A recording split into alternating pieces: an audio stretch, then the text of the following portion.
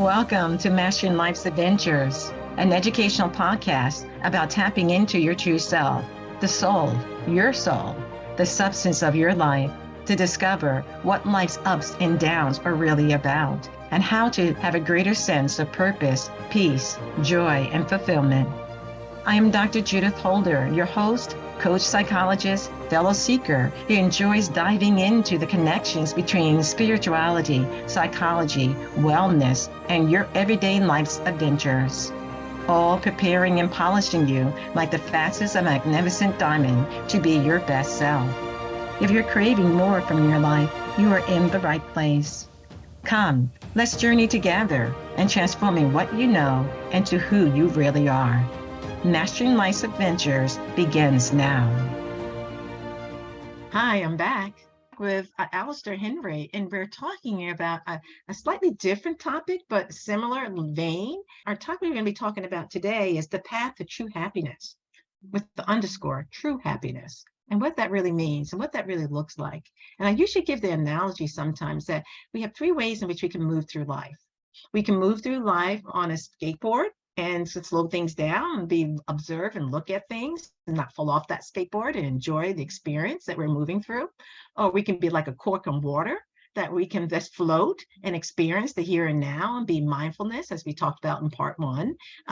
We can also have like a springboard or a trampoline in which we're bouncing on to see something higher. So we're bouncing and seeing the higher view and understanding something from a greater vantage point.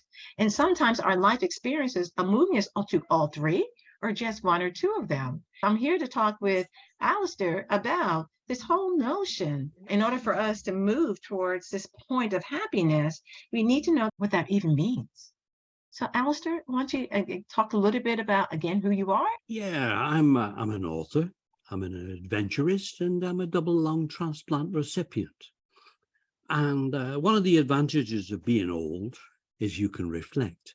And as you reflect, with the maturity comes wisdom, and you think back to different times in your life and some of the decisions you made. And of course, at the time, when you make the decision, you think you're making the right decision. But upon reflection, you realize, wow, that was a bad decision, because you were being biased by other factors in your life. You didn't realize it at the time. And I think it's when I look back to my 20s and 30s, I was in the corporate world. I was a yuppie.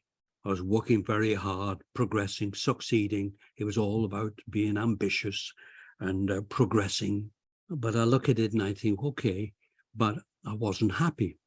I was succeeding. So what is happiness?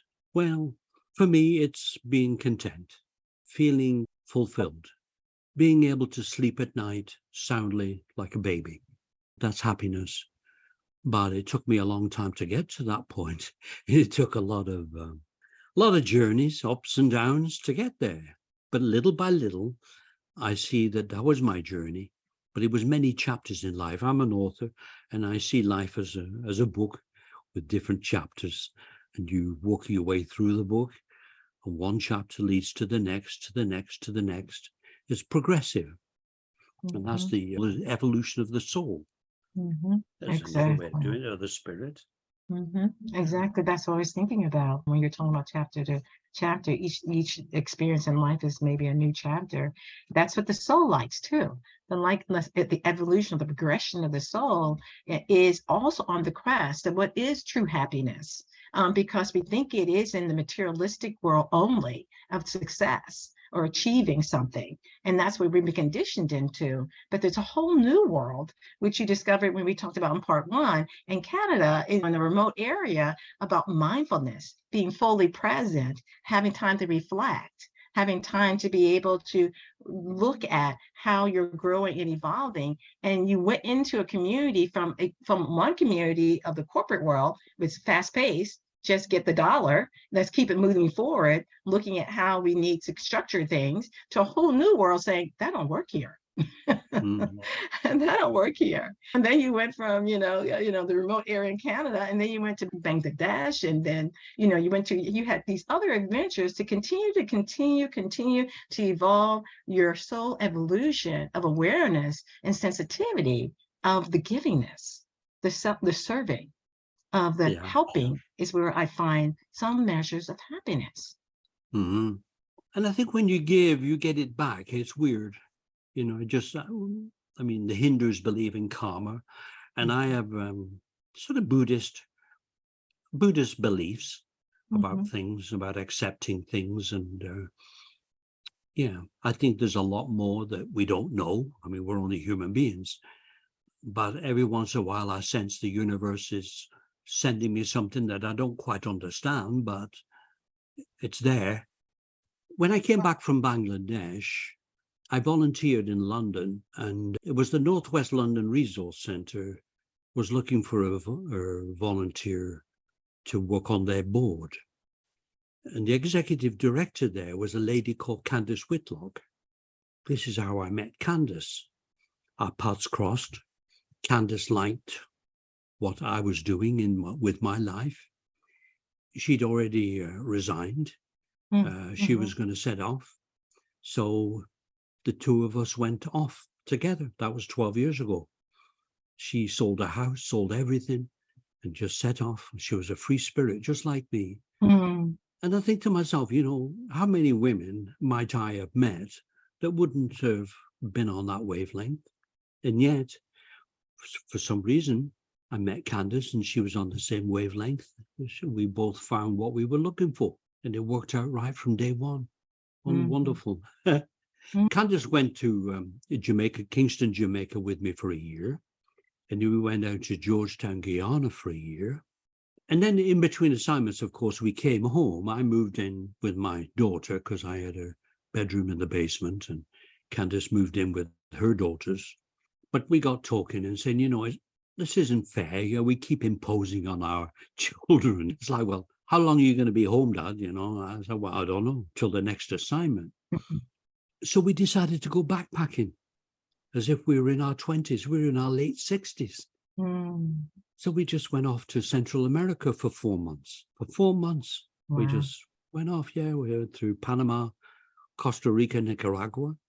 And the following year, we went off to Southeast Asia through Bali, Vietnam, Laos, Cambodia. No reservations, nothing. In fact, the first month we intended to stay in Thailand. But when we got to Bangkok, it was raining so hard, and the forecast was for rain to be for another week.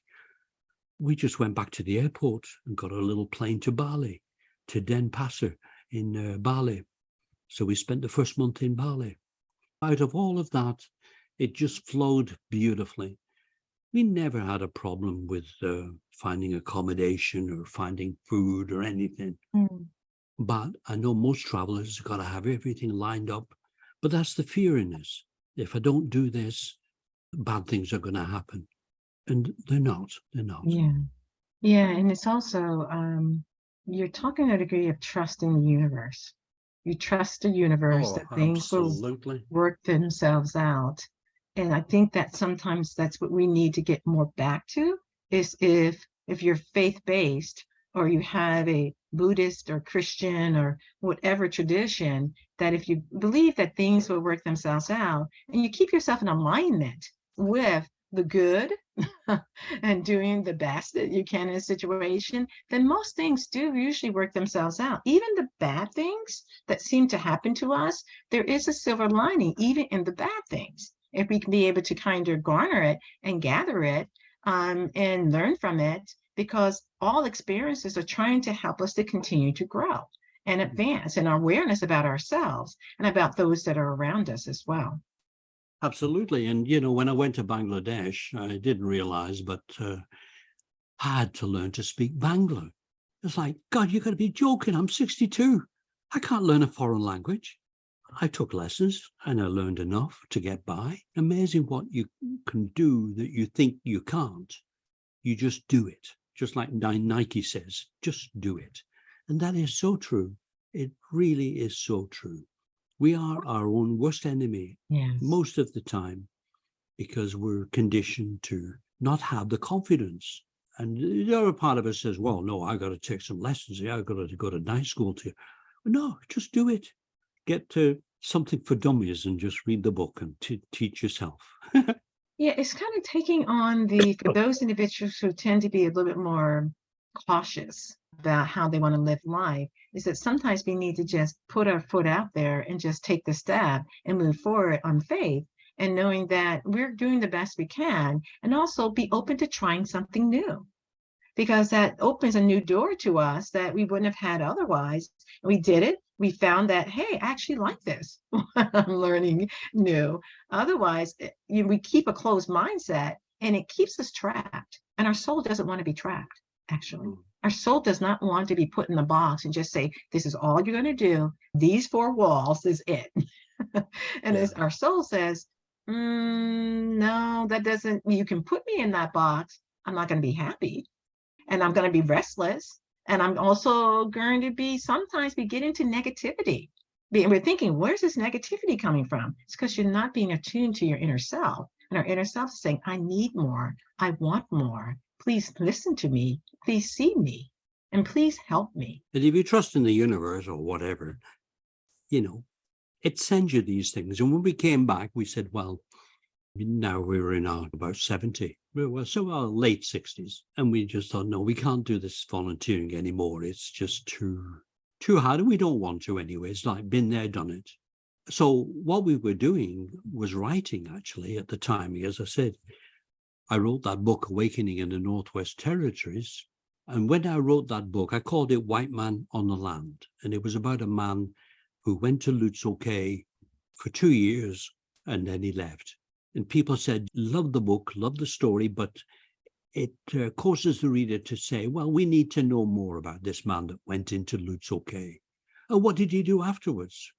So I carried on writing and writing, and I went right back, and it turned out to be a biography. It starts when I'm born in Glasgow, Scotland, believe it or not. So Awakening in the Northwest Territories is my autobiography. And then because I enjoyed writing so much, we continued to write. So when we were volunteering, we were recording all of our adventures. And Candace and I co-wrote the book. It's called Go For It, Volunteering Adventures on Roads Less Traveled. And the whole idea is to inspire and motivate other retirees to consider sharing their skills to help improve the lives of others in the world by volunteering. That's what we did with that. And well, it reminds me of the movie that came out maybe several years ago about Pay It Forward. Yeah.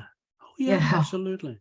I know by paying it forward, the universe also returns back to us so much more in happiness and contentment and sharing and giving of ourselves and advancing communities and helping the communities to feel gifts that we give and as a retiree or not as a retiree allows to continue the advancement of that particular community and also the advancement of the soul.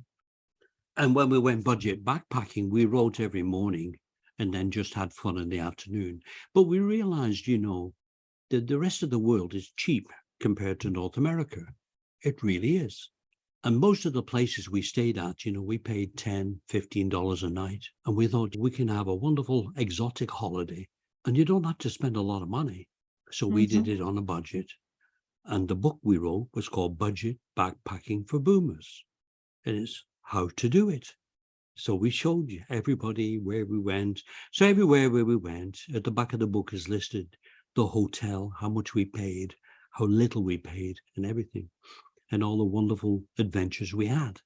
Because for most people, when they think about holidays, they wanted a very organized trip, thousands of dollars with a guide. Well, we just wandered around for 4 months. None of us spoke any of the languages. Yeah, also, I think I hear that quality of the simplicity of happiness. Absolutely. Yes. Yeah. And so minimalist. Yeah. Yeah, it's kind of minimalist and the simplicity of it, and that we also in our own culture, we think it has to be complex to get to happiness. Right. Well, when I went to Lutzoke in the First Nations, I was living minimally up there because you just have the bare essentials. I ate a lot of fish and caribou and things like this. You couldn't do the big shopping at the grocery store because there just was not the selection. So you learn little by little that you only needed a knife and a fork and a cup and a plate. You don't need 10 or 2 dozen. You just need one of each. So when I went to Bangladesh, it's the same thing. You live minimally at the same level as your colleagues. And that wasn't a problem for me, you know. Mm-hmm. And same thing for Candice. And we live minimally now, very frugally. It's taught us to be very frugal. And that's just the way we are. But we had to recondition ourselves because we were brought up and we're primarily North Americans, but we've evolved. And still happy. And less With is more. it. Yeah, Mm-hmm. absolutely. Oh, Mm-hmm. yeah. And I think that comment about less is more is very powerful in the way for the soul evolving, because the outer consciousness, the ego persona, will always think, I need more, I need more, I need more. It's not enough, it's not Absolutely. enough, it's not enough. But the soul says, no, that's not the level in which we want, or the vibration which we want you to be in. We want you to be aware of the fact that it is in the minimalist awareness and attention and a reflection that you do through your writing, for example, that allows you to tap into your soul, which is allows you to tap into something greater than yourself. And so there's an effortlessness in the flow of what happens, especially probably even when you're writing, there's an effortlessness that happens, with that process, because it is, we sometimes think our soul is separate from who we are, but our soul is actually integrated to who we are. And we're trying to just uncover our soul and be aware of its experiences and existence. Well, a little later this morning, I'd like to get back to that because it's very important. But I was saying, when I was in the corporate world, we have to multitask because you've got meetings, you've got things cropping up all the time. And my mind was always busy. I was never living in the moment. I was always going, running. And I did all those, like 20 years of that. That's what I realized. And it's the same thing now when I look around, everybody's on the phone. Nobody's living in the moment. But when I went up there to live with the Lutzoke, when you live in the moment, you stop. You live in the moment, all of a sudden life becomes very rich, very full, and you can really appreciate it in technicolor. I was just thinking that. Yeah. Otherwise, you're just going through the motions. And so many people are going through the motions. They're running, they're doing this, they're doing that, going from this to that. But they don't stop and really, truly appreciate, whether it's food or a glass of wine. Everything is just a race. You're saying something that's really critical, that we've been conditioned to live that way.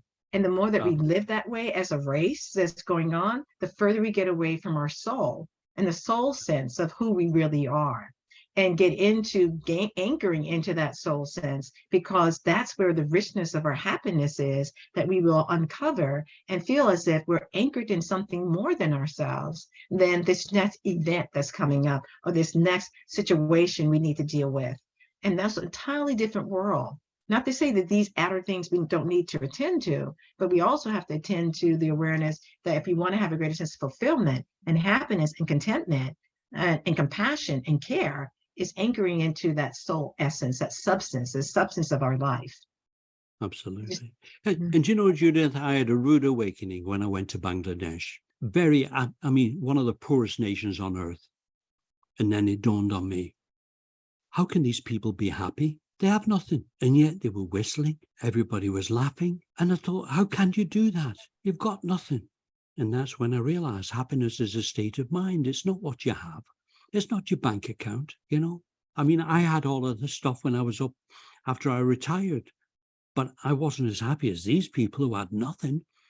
But the guy was cleaning the public washroom, my God, with a mop. Oh, what a horrible, horrible, stinky job. He was whistling. And I thought, well, he just has a job. He's happy. He has a job. Many people don't. Man, how we're so spoiled, so privileged, really. Yeah, we're not taking the advantage of understanding that the gifts that are given to us How do we utilize them in a way that helps others too move forward, but also honor those gifts that we're given and not just throw them away? It's like throwing out that, throwing out food because we don't want it. But instead, no, can we give this food to someone else who can be able to have it and enjoy it as well? And so that presence, that living in the moment and a different mindset allows us to be able to find maybe true happiness. Mhm. And the other thing is community. Because they have nothing, they rely on each other. But I noticed families were very tight, very happy. And we've lost that in North America. We're all individuals. We go to the movies, we do this, we do that. But the whole idea of being community, of people dropping in and family gatherings, we're doing it traditionally at Christmas and Thanksgiving, but it's a special occasion. It's not part of daily life. And that's what I noticed there. That's what brings them happiness, is family. The elderly, they look after their elderly. A lot of times, the grandparents are looking after the children, because Yes. the grandchildren, the Mhm. children are scraping a living, but it's the grandparents that are looking after the grandchildren. And this is a calling. When you talk about community, I think about coming into unity for community, coming Yeah. into the unity of the oneness of the family, of the community, of the core essence of caring, of concern, of enjoying each other's presence that we sometimes have gotten away from because of our electronic devices that we find ourselves on all the time. But they are doing it naturally, and they probably have a greater sense, true Mhm. happiness that Yeah. we think with our technical abilities and our individualistic perspectives, which they have their place, that's going to only be the way for us to achieve our happiness. And you're talking about another way that they have been able to do that through that coming into unity of the community.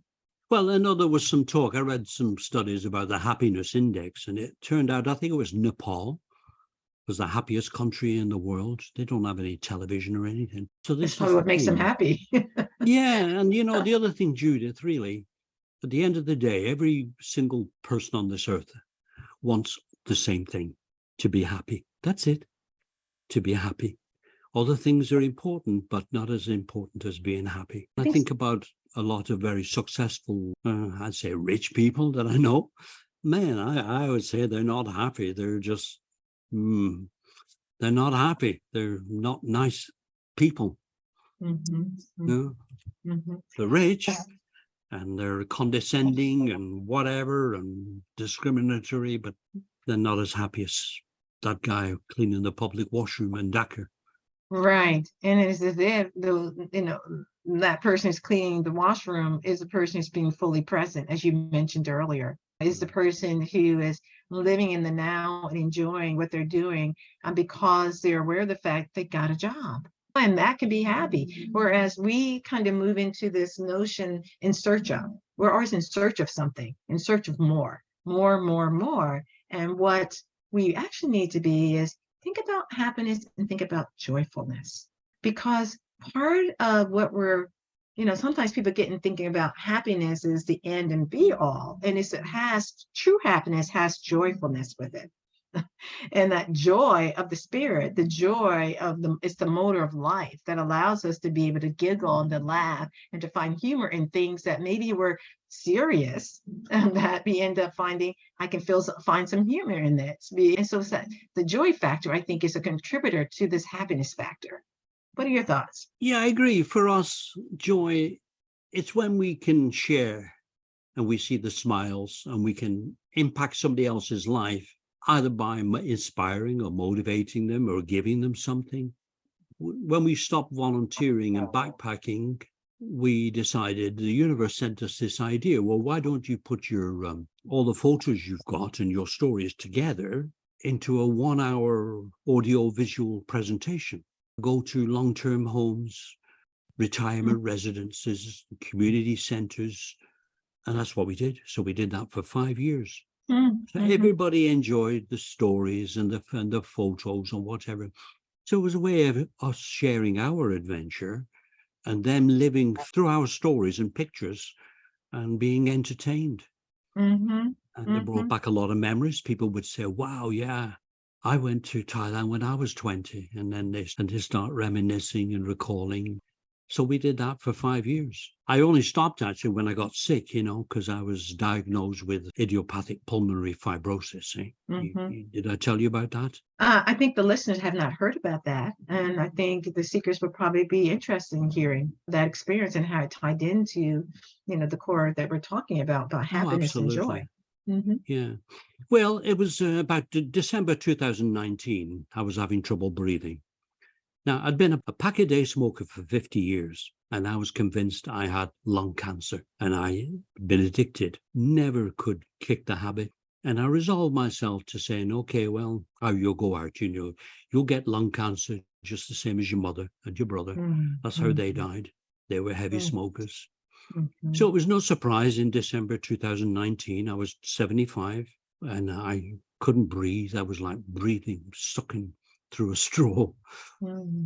So I went to see a respirologist and it was diagnosed as idiopathic pulmonary fibrosis. I was put on oxygen immediately, 24/7. And they said this fibrosis it's a chronic disease with a morbidity of 3 to 6 years. And I said, well, what have I got? 3 years, 6 years?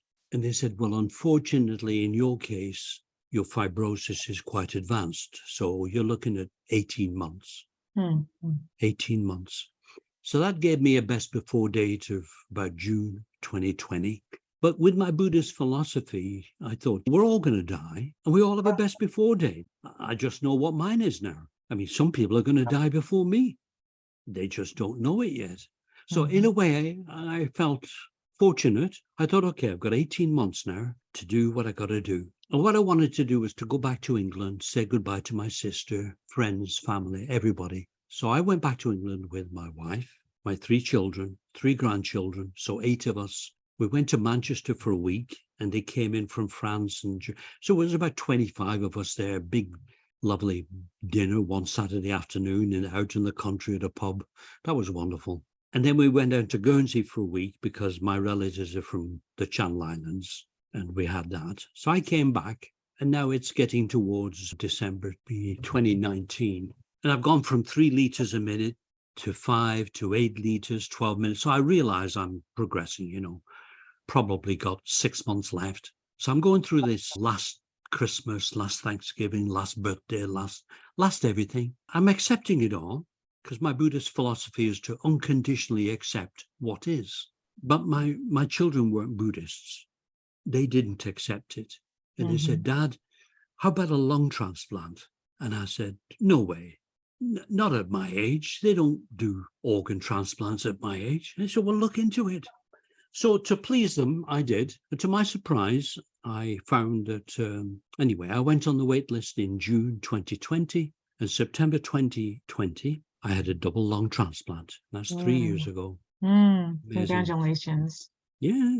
Right. It's as if you got a new opportunity that was given to you in your Oh, soul development and evolution itself. And it's as if you actually, and I used those analogies earlier, it allows you first to float and just kind of be with what is that might be potential. But then you had kind of a life raft to come through your kids saying, won't you look into the lung transplant? yeah. And you ended up doing that.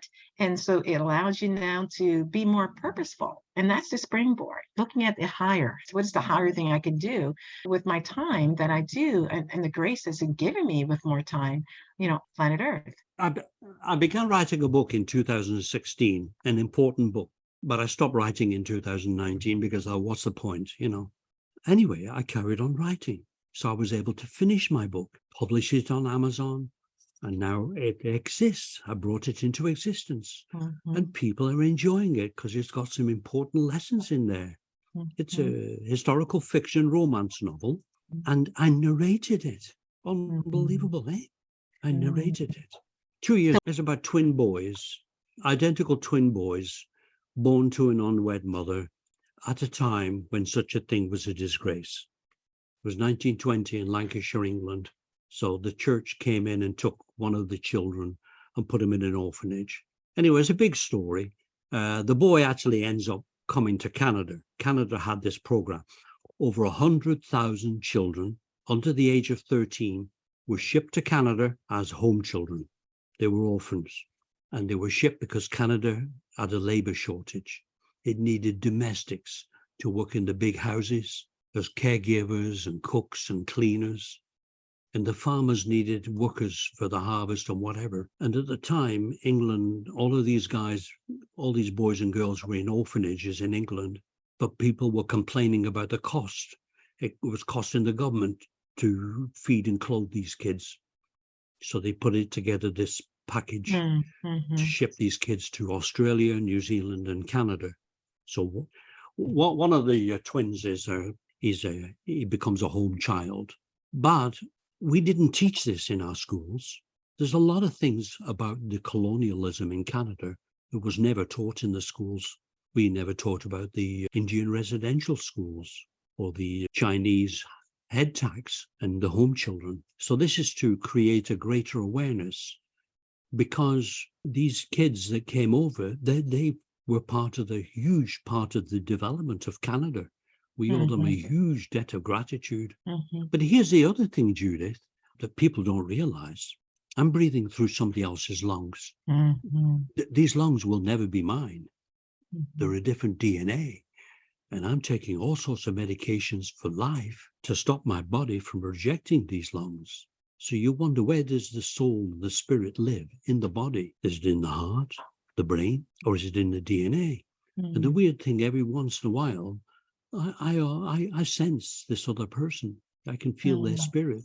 Yeah. And Yeah, I think so. That's a great question. I feel like a different person. Yeah, it's weird. And I think the soul is housed in the solar plexus of the body, and it's housed in all throughout the body as well. And so that when you have another aspect of you, which is your lungs, that there is some, energy, as well, that, from that particular soul essence that was originally in that body with that lung, those lungs, taking place. So I can understand why you could feel maybe their sense or their presence, because it has some of that DNA. But even the soul is more than the DNA itself. The soul does take flight once the body, which is the house, for example, of the soul. And then once the body is left, then the soul does evolve and move on. But it doesn't mean that it's in the fragments of itself in different places as well. Right. So that's a very interesting perspective that you're. Well, that's right. These lungs never died. They were taken out of one person and given to me. So there was no death of the lungs, so they're functioning just like they did in the other person, but in my body. Right. It's powerful. Yeah, it is powerful. And I think it also ties back into this whole notion that we began talking about, is we're true happiness. When we have an opportunity to live life more, now that in this case, the transplant is it's precious. Life is precious now. It is about being fortunate, feeling fortunate, realizing how fortunate and appreciating it. Like, we only have a limited time on earth. Whatever comes into our life, we just have to appreciate it for all it's worth. Right. And I look back and I think, wow, this really is a gift of life. It's a second chance at life. Wow. Not many people get this, and yet I got it, and I'm enjoying it and doing so much with it. Yes, especially in the amount you're serving and giving and trying to give back. Whatever you gain, you try to give back, which is so delightful to see. Well, it's an aspect of karma, in a sort of Buddhist, Hindu context. It is, and that's a whole conversation in itself, because I think there are karmic situations that we find ourselves in, and you've taken the best light based upon choices and experiences that we've made in our lives, that we can have that good karma come back to us, just as we can have that quote unquote bad karma or life lessons, I like to say, that come back to us for us to learn and to continue to grow. But for the soul, whether it's good or bad or indifferent, the soul just says, let us learn, let us grow, let us advance. Because we want to continue to move towards that greater sense of Buddhic that you're talking about, or the Christic nature that allows us to serve and give more to others. So with that being said, and as we're winding down, is there any last comment would like to leave the seekers? I would say be yourself. Try to shed off the pressures to be what you think you should be. or what you think other people might like you, to be very honest and feel vulnerable and just be yourself. And I think that way, when you got on that track, it leads you down a path of authenticity. Mm-hmm. And with that authenticity comes a sense of personal fulfillment, happiness, contentment. You're just happy who you are. Doesn't matter what other people think. Because in our world, of course, with fashion and conditioning and consumerism, there's a lot of pressure on us, a lot of machoism to become who we think we should be. But that just leads you astray. And if you go down that road, you won't be at peace. You'll always be restless. So just being yourself, just accepting all your warts and freckles and everything. That's it. You don't have to cover them up. And you say, here I am, world, this is me. Mm-hmm. But it's simple to say, but it's powerful to do. Mm-hmm. Mm-hmm. I agree. And I think that's in some ways what many people are learning how to be, is to be more authentic to who they really are. And that's a journey, like you've been on the different journeys that you've experienced and life adventures, that you've found yourself in. So how may they reach you if they would like to reach out to you, Alastair? Yeah, if you go up and I've got a website, it's www.alastairhenry.com. I'll spell it for you. It's ALASTAIRHENRY.com. And there you will find out more information about me and my wife, Candace, and our adventures and books and some other aspects, home children, organ donations. There's a lot on the website. Great. Well, it's been a delight to have you in this part 2. I'm grateful to hear your adventures and your experiences that you've garnered and trying to give back to others. I think the seekers will be delighted to explore the website that Alastair has just made mention of. So thank you, seekers. Take care. Till we meet again. Be well. Thank you for joining me for this episode on Mastering Life's Adventures, being your best self through soul evolution. If you have enjoyed what you've heard today, I would be delighted if you would share this episode with others, leave a thumbs up, and subscribe to my Mastering Life's Adventures podcast. Look forward to your joining the next episode. Please leave any comments or suggestions you might have below. Bye for now.